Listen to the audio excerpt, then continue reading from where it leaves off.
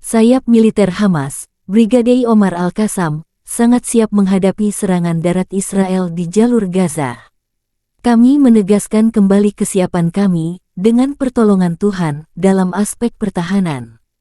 Dan rencana musuh untuk memperluas agresi melalui darat akan mendorong kita untuk mengaktifkan opsi baru yang akan menimbulkan kerugian besar pada musuh, kata juru bicara Abu Obeidah dalam pesan video.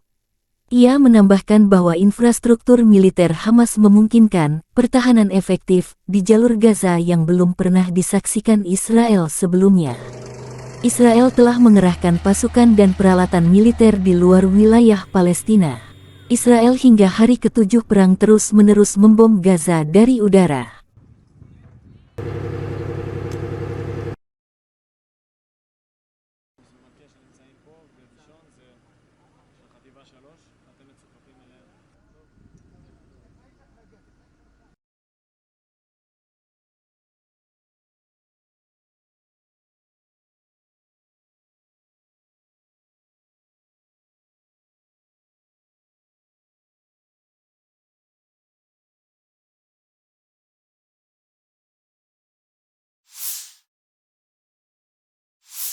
Saraya Al-Quds, organisasi sayap pasukan jihad Palestina PIJ, melancarkan serangan rudal masif ke kota Ashkelon dan Zikim yang diduduki Israel.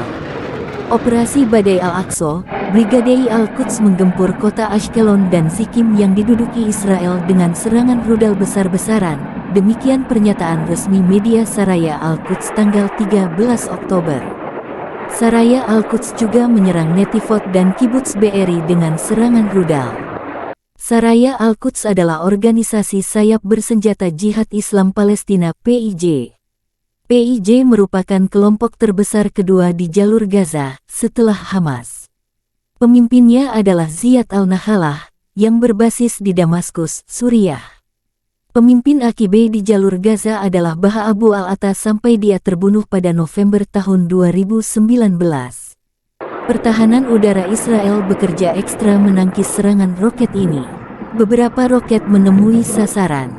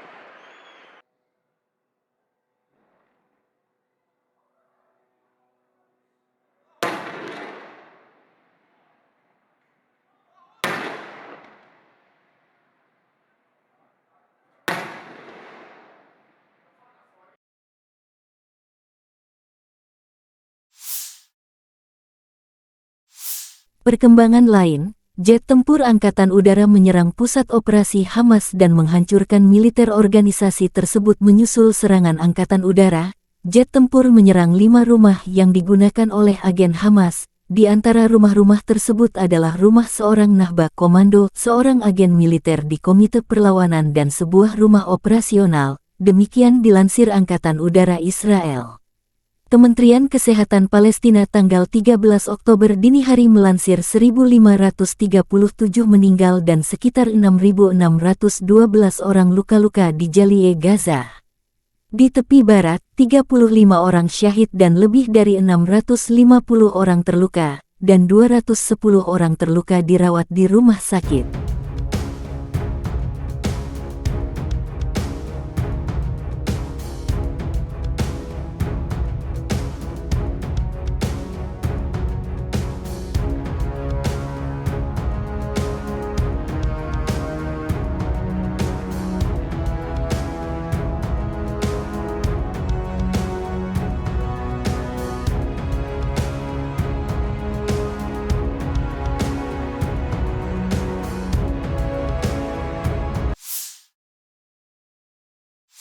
Militer Israel menunjukkan penampakan ratusan bom JDAM yang dapat disesuaikan di salah satu pangkalan udara Angkatan Udara Israel.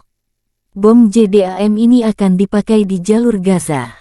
Bom JDAM adalah sistem pandu presisi yang menggunakan teknologi GPS Global Positioning System untuk menentukan posisi target dan panduan untuk memastikan bahwa bom mencapai target dengan akurat. Israel dilaporkan sudah menjatuhkan 6.000 bom ke jalur Gaza selama 6 hari konflik.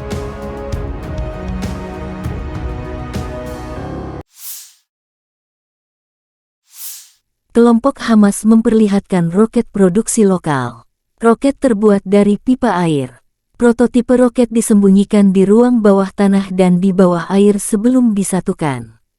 Sebagai gambaran, setiap anti-rudal Tamir yang ditembakkan oleh pertahanan udara Israel Ion Duniron berharga hingga $150.000 atau kurang lebih 2,1 miliar rupiah sekali tembakan.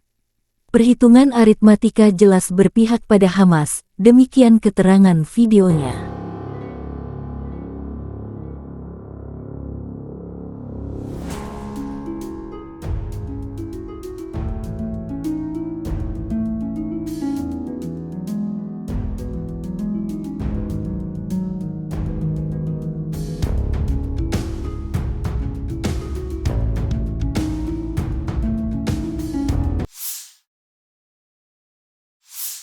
Warga sipil Palestina di Deir Jarir dekat Ramallah menyerang prajurit Israel yang berjaya di kawasan itu.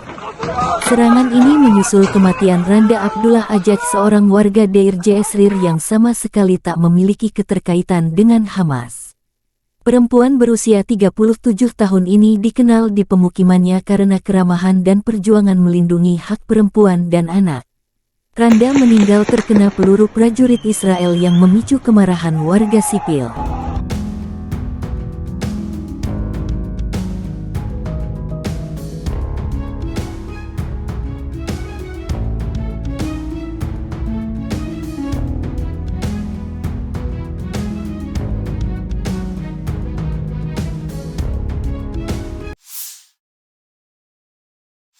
In this moment of tragedy, I want to say to them and to the world and to terrorists everywhere. Amerika Serikat menegaskan tidak akan mengirimkan pasukan bertempur di Israel melawan Hamas Palestina. Tidak ada pasukan Amerika yang akan dikerahkan ke Israel, kata juru bicara Dewan Keamanan Nasional AS John Kirby kepada wartawan di Gedung Putih Kamis tanggal 12 Oktober. Namun, AS akan terus memasok pasukan pertahanan Israel dalam perjuangan mereka melawan Hamas. Kami memiliki kepentingan keamanan nasional di seluruh wilayah ini, kata Kirby pada konferensi pers harian, merujuk pada pengerahan kelompok penyerang kapal induk ke Mediterania Timur, namun membantah rumor mengenai pengiriman pasukan lintas udara atau marinir ke Israel. AS juga menempatkan pakar militer yang memberikan nasihat kepada Yerusalem Barat tentang cara membebaskan sandera yang disandera oleh Hamas, dan memelihara hubungan pertukaran informasi dan intelijen yang hebat dengan Israel, serta hubungan pertahanan yang kuat dalam hal penyediaan senjata dan amunisi, tambah Kirby. Harakatul Mukawamah Al-Islamiyah atau Hamas faksi di Palestina yang menguasai sebagian besar Gaza melakukan serangan pada peringatan perang tahun 1973, meluncurkan ribuan roket ke Israel dan mengirim lebih dari 1.000 pejuang untuk menerobos pagar perbatasan Israel Sabtu tanggal 7 Oktober. Operasi diberi nama Badai Al-Aqsa. Pejuang Hamas menyerbu 22 kota, desa, dan pemukiman, serta festival musik yang diadakan di dekat Gaza. Israel menanggapinya dengan melancarkan serangan udara terhadap Gaza, sambil mengerahkan tank dan artileri ke perbatasan selatan dengan nama Operasi Pedang Besi. Sejauh ini, sekitar 1.300 orang telah terbunuh di Israel dan setidaknya 1.500 orang di Gaza, menurut pejabat setempat akibat konflik ini.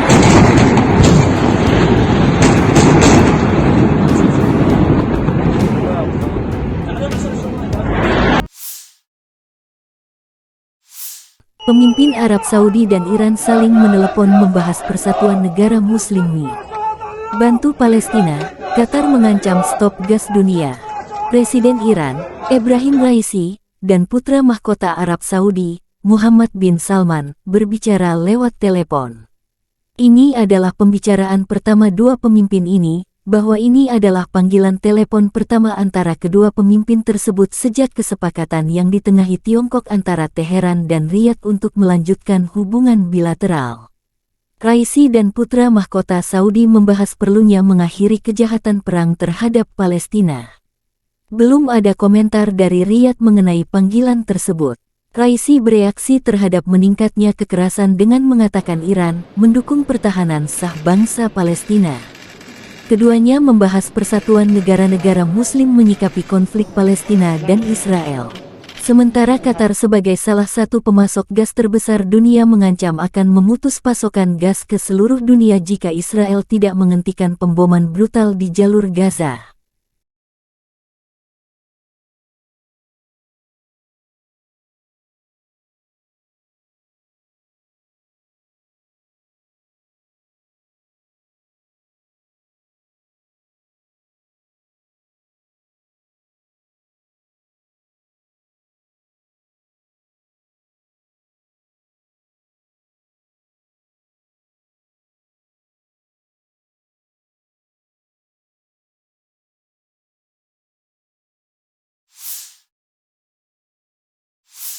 Penderitaan rakyat Palestina tidak bisa diabaikan, kata Presiden Rusia Vladimir Putin pada Forum Pekan Energi Rusia di Moskow Rabu tanggal 11 Oktober sehari setelah pembicaraannya dengan Perdana Menteri Irak Mohammed Shia al-Sudani.